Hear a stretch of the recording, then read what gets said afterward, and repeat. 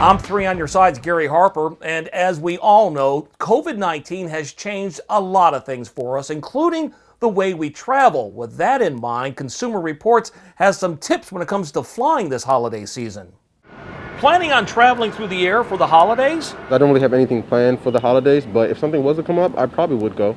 I plan to go home for Christmas if possible. If we do travel, we would probably drive. Although it's likely more people will stay home this year than what's expected for a typical holiday season, if you do plan on flying during November or December, there's always the possibility of a jam-packed flight. Knowing how the airlines operate, and particularly this year when it's been so terrible for them financially, our concern is that they're going to be maximizing profits by parking aircraft and not using as many crews, so flights could be fuller. The CDC and airlines say that most viruses and other germs do not spread easily on flights because of how air circulates and is filtered on airplanes.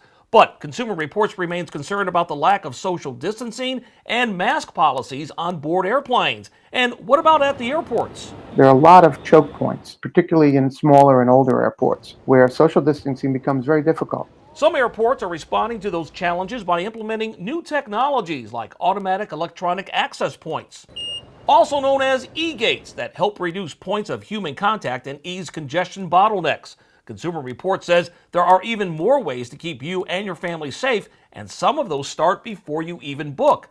Contact the airline and check if they guarantee empty middle seats and how strictly it enforces mask wearing. Then check again right before you fly just in case a change has been made. Also, see if you can book a flight for earlier in the day. Consumer Reports says that's when airplanes are the cleanest. If you're on a 6:30 a.m. flight, you're probably going to get on a plane that just received a heavy cleaning. If all that sounds a little too risky or too much of a hassle, perhaps just avoid flying altogether.